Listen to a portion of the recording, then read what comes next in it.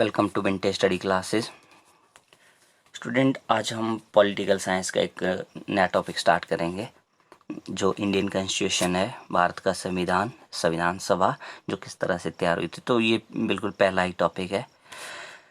Student, जितने भी exams होते हैं, कॉम्पिटिटिव एग्ज़ाम्स होते हैं, उनमें पॉलिटिक्स की या पॉलिटिकल साइंस की एक बेसिक समझ होना बहुत ज़रूरी है, क्योंकि इससे रिलेटेड बहुत सारे क्वेश्चन बनते हैं। इसको शुरू करते हैं। स्टूडेंट, जब संविधान की बात आती है तो सबसे पहले इसकी पहल की बात आती है कि किस तरह से इसके लिए हमने पहल की थी संविधान बनाने के लिए, जो इंडियन कॉन्स्टिट्यूशन है। तो स्टूडेंट, जब 1945 में द्वितीय विश्व युद्ध बिल्कुल ख़त्म हो चुका था, तो अंग्रेज़ों को कहीं ना कहीं ये समझ आ गया था कि अब भारत पे हम ज़्यादा राज नहीं कर सकते हैं, शासन नहीं कर सकते हैं। तो उन्होंने एक लास्ट मिशन भेजा था अंग्रेज़ों ने। तो वो मिशन था कैबिनेट मिशन। कैबिनेट मिशन में लिखा क्या था कि जो इंडियन लोग हैं, भारत के लोग हैं, उनको एक अपना संविधान बनाना चाहिए। तो किस तरह से वो संविधान बनाया गया था तो वो आगे पढ़ेंगे। तो स्टूडेंट, जब आज़ादी के हेर फेर के साथ ही लगभग 1946 के करीब ही तो जो भारत की जनसंख्या थी वो लगभग 40 करोड़ के आसपास थी। 40 करोड़ के आसपास जो जनसंख्या थी, तो उसके लिए सीटों का आवंटन किया गया था। सीटों का आवंटन किस तरह से हुआ था तो वो लगभग हम देखेंगे आगे। इधर देखो स्टूडेंट, यहाँ लिखा है 10 लाख आबादी पर एक सीट का आवंटन किया गया था। तो 10 लाख की जो आबादी थी उसके लिए एक सीट का आवंटन किया गया। अब इस तरह से लगभग हमारे पास 400 के आसपास सीटें होनी थी। तो वो जो सीटों का आंकड़ा था वो हमारे पास कितना था, 389, 389 जो जितनी भी सीटें थी वो इस तरह से बांटी गई थी। अब इसके अंदर कुछ सीटें जो है निर्वाचित होके आई, कुछ मनोनीत होके आई, तो उसके बारे में पढ़ेंगे। तो स्टूडेंट, जब आज़ादी के टाइम ही, आज़ादी से बिल्कुल ठीक पहले 1946 में भारत में दो तरह के लोग रहते थे। मतलब भारत के अंदर ही दो तरह के लोग रहते थे। तो एक मतलब भारत दो हिस्सों में था। एक वो हिस्सा था जिस पे डायरेक्ट अंग्रेज राज किया करते थे, ब्रिटेन का राज होता था। और दूसरा जो हमारी देसी रियासतें होती थी, देसी रियासतें जितनी भी होती थी, तो वो उस तरह से। अब जो दो तरह का भारत था, अब इन सीटों के अंदर जो 389 सीटें हैं, इन सीटों के अंदर कुछ जो चुन के आए थे वो उस भारत से भी आए थे जो अंग्रेज, जिस पे अंग्रेज राज करते थे, तो उसको हम बोलेंगे अंग्रेज भारत।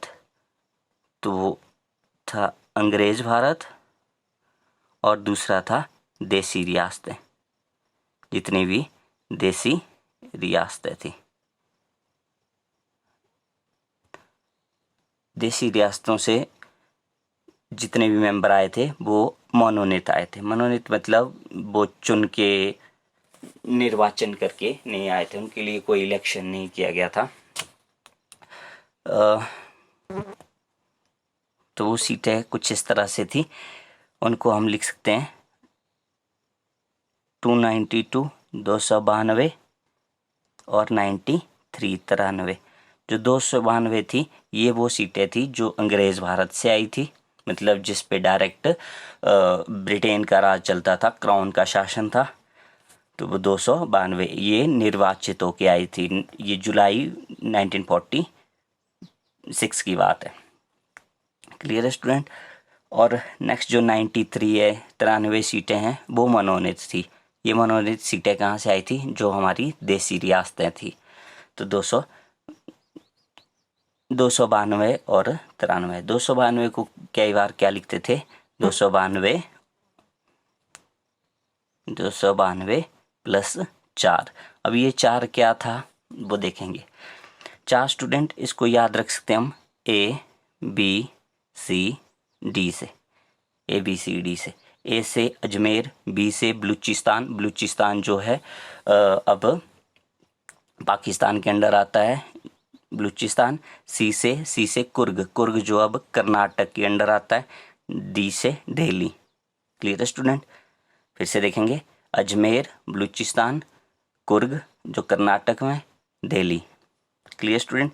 ये चार वो थे जो चीफ कमिश्नरी स्टेट थे। नेक्स्ट जो स्टार्ट करते हैं, नेक्स्ट चलते हैं। नेक्स्ट देखेंगे बच्चों जो पहली बैठक हुई थी जिसके अंदर ये बताया गया था कि जो कितनी सीटें, मतलब कितने मेंबर्स मनोनीत आएंगे और कितने मेंबर उस पर निर्वाचित होके आएंगे। तो वो उसके लिए जो पहली बैठक थी वो 9 दिसंबर 1946 में की गई थी। तो उस बैठक में जितने 389 सीटें थी, तो उसमें जो सारे मेंबर है वो नहीं आए थे। उसके लिए सिर्फ 207 मेंबर आए थे। 207 मेंबर 389 में से देखो ठीक आधे ही, लगभग इसके आधे हैं। 207 मेंबर थे जिसमें 9 महिलाएं थी, फीमेल थी, जबकि फीमेल की संख्या 15 थी उस टाइम। ठीक है स्टूडेंट? नेक्स्ट जो थे इस पे कुछ मुस्लिम लीग थे और कुछ देसी रियासतें थी। अब जो 207 ही मेंबर आए थे उनमें से कुछ 73 मुस्लिम लीग के और कुछ देसी रियासतों के नहीं आए थे। इन्होंने बहिष्कार किया था इसका संविधान सभा का। नेक्स्ट चलते हैं बच्चों।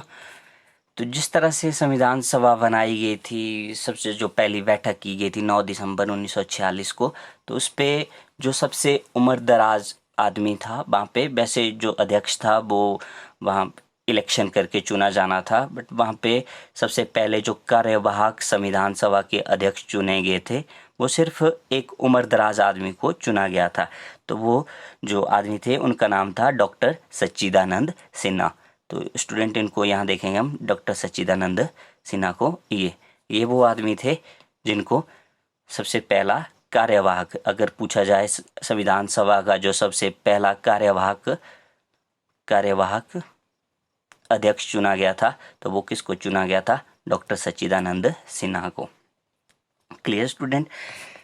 अब इसके ठीक 2 दिन बाद 11 दिसंबर 1946 को इलेक्शन करवा के जो हमारा संविधान सभा के नया अध्यक्ष चुना गया था, तो वो था डॉक्टर राजेंद्र प्रसाद जी को नया अध्यक्ष चुना गया था। ये बच्चों इनके बारे में आप जानते होंगे, डॉक्टर राजेंद्र प्रसाद जी को। ये जो पहले अध्यक्ष थे इलेक्टेड, ये कार्यवाहक नहीं थे, जो इलेक्टेड अध्यक्ष चुने गए थे कॉन्स्टिट्यूशन असेंबली के, संविधान सभा के, तो वो डॉक्टर राजेंद्र प्रसाद। नेक्स्ट चलते बच्चों। नेक्स्ट जब नया अध्यक्ष चुना गया तो उसके ठीक 2 दिन बाद 13 दिसंबर 1946 को जो पहला उद्देश्य प्रस्ताव पारित किया गया था। ये भी इम्पोर्टेंट क्वेश्चन है कि जो हमारा भारत की प्रस्तावना का जो उद्देश्य प्रस्ताव है, संविधान की प्रस्तावना का उद्देश्य प्रस्ताव है, वो किसने पारित किया था? तो वो किया था पंडित जवाहरलाल नेहरू ने। वो कब किया था? 13 दिसंबर 1946 को। इस पे प्रस्तावना का आधार किस तरह से रखा जाए तो उसकी बात की थी, तो वो किसने किया था? पंडित जवाहरलाल नेहरू जी ने। ये पेश तो किया गया बच्चों, बट इसको पारित नहीं किया गया। पारित इसको फिर 22 जनवरी 1947 को किया गया। इतना टाइम क्यों लगा, किस तरह से लगा, तो वो हम पढ़ेंगे। तो वो नेक्स्ट था इस पे, यहाँ लिखा है बच्चों, हालांकि संविधान 26 जनवरी 1949 को बनकर तैयार हो गया था और आंशिक रूप से इसको उसी दिन लागू कर दिया गया था, परंतु किसी अधिकतर भाग को 26 जनवरी 1950 को लागू कर दिया गया, क्योंकि 1930 से संपूर्ण भारत में 26 जनवरी को स्वाधीनता दिवस के रूप में मनाया जाता है। तो ऐसा क्यों हुआ बच्चों? इसको पेश तो किया गया बट पारित नहीं किया गया। तो वो कारण देखो, हैदराबाद की एक ऐसी देसी रियासत थी जिसके प्रतिनिधि संविधान सभा में सम्मिलित नहीं हुए थे, क्योंकि बहुत सारे ऐसे कुछ मुस्लिम लीग के भी थे स्टूडेंट, कुछ मुस्लिम लीग के सदस्य थे जो इस पे भाग नहीं ले रहे थे और ना ही देसी रियासतों के जितने भी मेंबर थे वो इस पे भाग ले रहे थे। तो इसके लिए एक आदमी थे बच्चों जिनको आप सब बहुत अच्छी तरह से जानते हैं, डॉक्टर भीमराव अंबेडकर। तो भीमराव अंबेडकर जी ने क्या बोला कि भाई हम सबसे पहले ये क्लियर करेंगे कि जो मुस्लिम लीग के कितने मेंबर आना चाहते हैं या फिर देशी रियासतों के इसमें कितने मेंबर आना चाहते हैं, तब जाके हम इसको पारित करेंगे। तो ये अगर पूछा जाए सबसे पहले अगर पूछा जाए पेश किसने किया, तो सबसे पहले जो पेश किया था पंडित जवाहरलाल नेहरू ने। कब किया था? 13 दिसंबर को 1946 को। अगर पूछा जाए पारित कब हुआ, तो पारित हुआ था 22 जनवरी 1947 को। बट इसको लागू कब कर दिया गया वो आ गया है 26 जनवरी जो 1950 से इसको पूरे देश में फिर लागू कर दिया गया था। तो ये सिर्फ किसके कहने पे? डॉक्टर भीमराव जी के कहने पे कि भाई पहले हम क्लियर करेंगे कि कितने सदस्य मुस्लिम लीग के आना चाहते हैं और कितने देशी रियासतों के इस पे आना चाहते हैं। स्टूडेंट, डॉक्टर भीमराव अंबेडकर जी जिसको संविधान के जनक के रूप में भी माना जाता है, जो जनक है संविधान के वो डॉक्टर भीमराव अंबेडकर जी। तो एक आदमी था बच्चों KR राव जिसने ये कहा था कि ये सिर्फ जनक ही नहीं, इनको जननी भी कहा जाए। भारत की जो संविधान की जननी है वो भी इनको कहा जाए। बट जो मदर ऑफ कॉन्स्टिट्यूशन है वो इंग्लैंड का, ब्रिटेन का संविधान कहलाता है। पर जो एक पर्सन था KR राव, उन्होंने ये बोला था कि भी डॉक्टर भीमराव अंबेडकर जी को ही जननी के रूप में माना जाए। तो ये बहुत ही होनहार स्टूडेंट थे उस टाइम के। बच्चों, भीमराव अंबेडकर के बारे में थोड़ा सा पढ़ लेते हैं। जो भीमराव अंबेडकर जी सबसे पहले जो इलेक्शन में लड़े थे वो मुंबई की सीट से लड़े थे। मुंबई की सीट से जब इलेक्शन लड़े थे तो वो हार गए थे। नेक्स्ट इन्होंने हार नहीं मानी, फिर भी ये जो आज की डेट में बांग्लादेश के अंडर आता है, पूर्वी बंगाल से ये पूर्वी बंगाल कोलकाता से ये इलेक्शन लड़े थे। आज की डेट में वो बांग्लादेश के अंडर वो हिस्सा आता है। तो वो मुस्लिम लीग की सहायता से, बच्चों ध्यान से सुनना, मुस्लिम लीग की सहायता से इन्होंने वो इलेक्शन जीता था। सबसे पहले देखो, मुंबई से इलेक्शन लड़े, वहाँ हार गए, फिर हार नहीं मानी, फिर कहाँ से लड़े ये? पूर्वी बंगाल से लड़े। जिस सीट से लड़े थे वो आज की डेट में बांग्लादेश के अंडर आती है। तो वो मुस्लिम लीग की सहायता से इन्होंने इलेक्शन जीत लिए थे। अब बच्चों ध्यान से देखना, जब सबसे पहले इनको जब ये इलेक्शन लड़े थे तो वो हिस्सा भारत के अंदर था। अब वो हिस्सा बांग्लादेश के अंदर चला गया। तो बांग्लादेश में जब गया तो इनकी सीट भी छीन ली गई। अब ये ना तो प्रतिनिधि कर सकते थे, मतलब प्रतिनिधित्व भी इनका चला गया था। अब ये संविधान सभा के सदस्य भी नहीं रहे थे। तो इसके लिए बच्चों एक पर्सन था BN राव। BN राव के बारे में पढ़ेंगे हम। BN राव। तो BN राव जी ने क्या बोला था? ये वो पर्सन है बच्चों BN राव। तो BN राव ने बोला था कि भी जो अंबेडकर जी है उनका संविधान सभा में होना बहुत ज़रूरी है। ये BN राव एक IAS ऑफिसर, सिविल सर्विस के ऑफिसर थे। और इनको जो इनके बारे में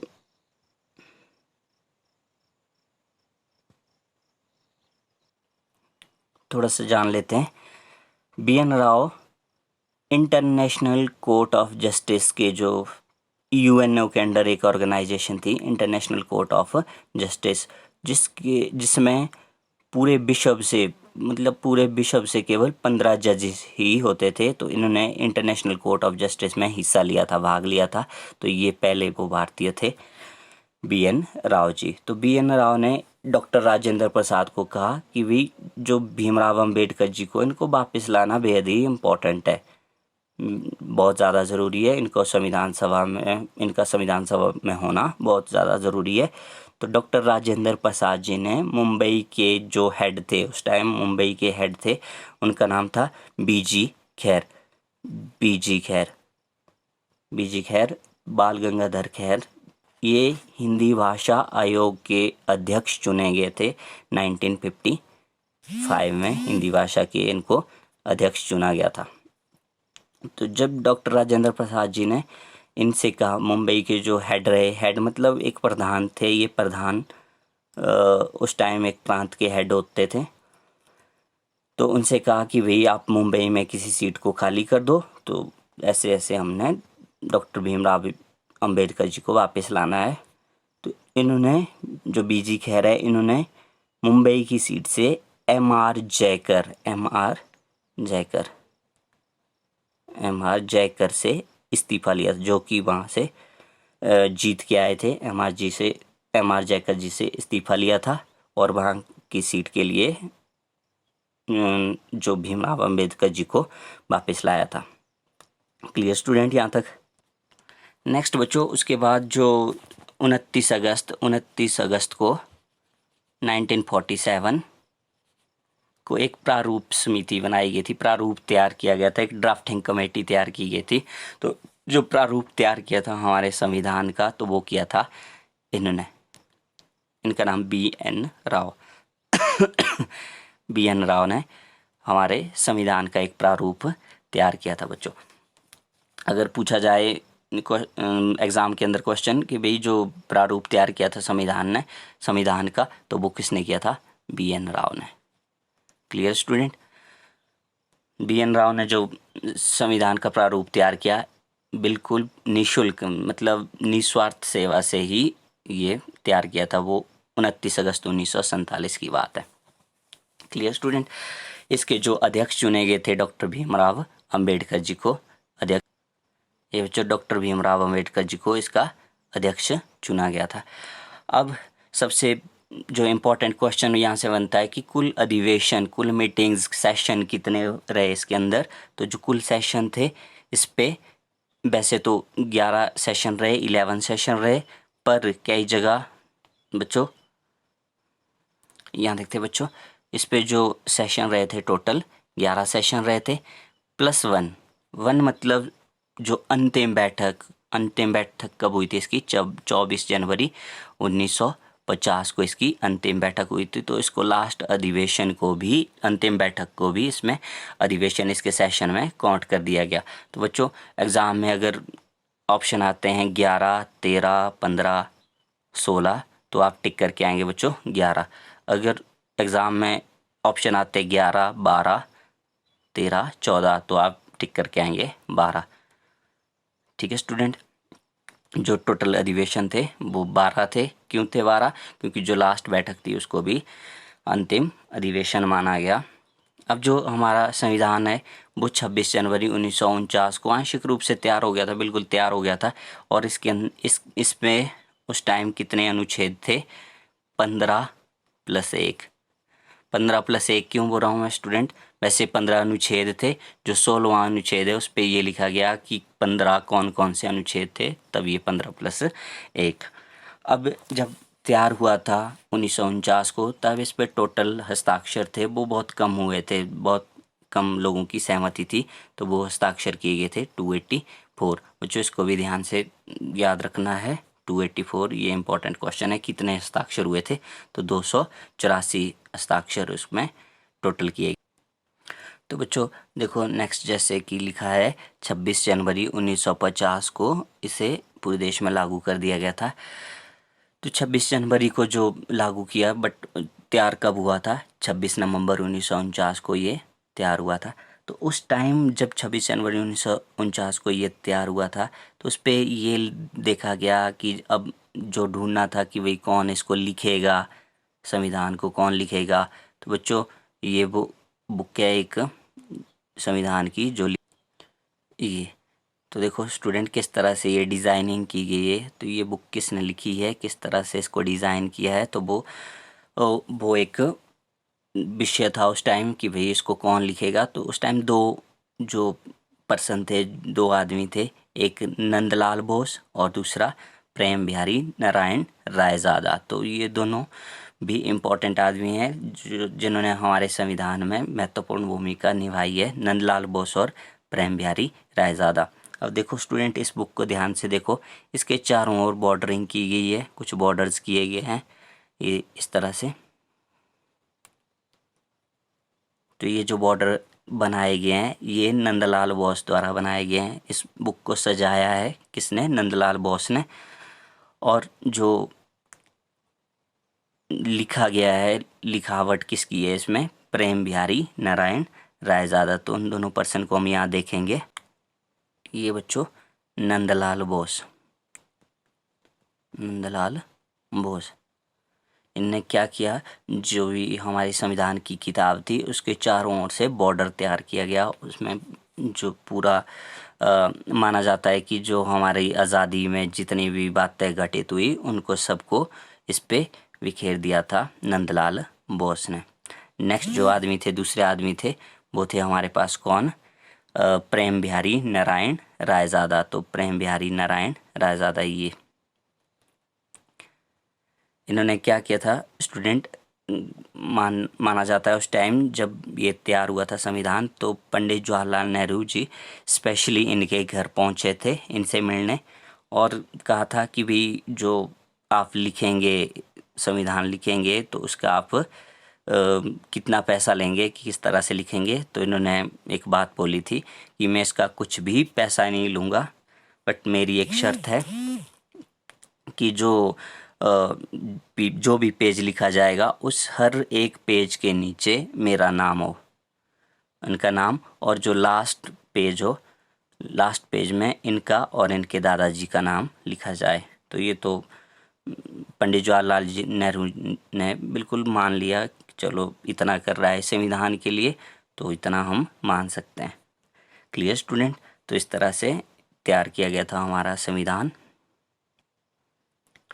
तो बच्चों, इस बुक में जो ये इंडियन कॉन्स्टिट्यूशन है, इस पे हर एक पन्ने में प्रेम बिहारी नारायण रायजादा का नाम लिखा गया है नीचे, और लास्ट में इसमें इनके दादाजी का नाम और इनका नाम एक साथ लिखा गया है।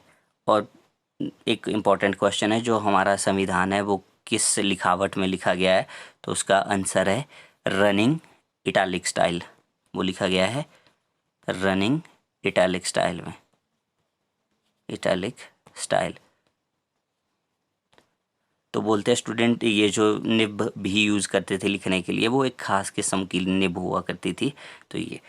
तो बच्चों, ये इंडियन कॉन्स्टिट्यूशन था, इसमें बहुत सारे इंपॉर्टेंट क्वेश्चन है। अब इसके बाद आप बुक से रेफ़र कर दो, बुक जो भी बुक में लिखा होगा अब उसको समझने में आपको आसानी हो जाएगी। Thank you.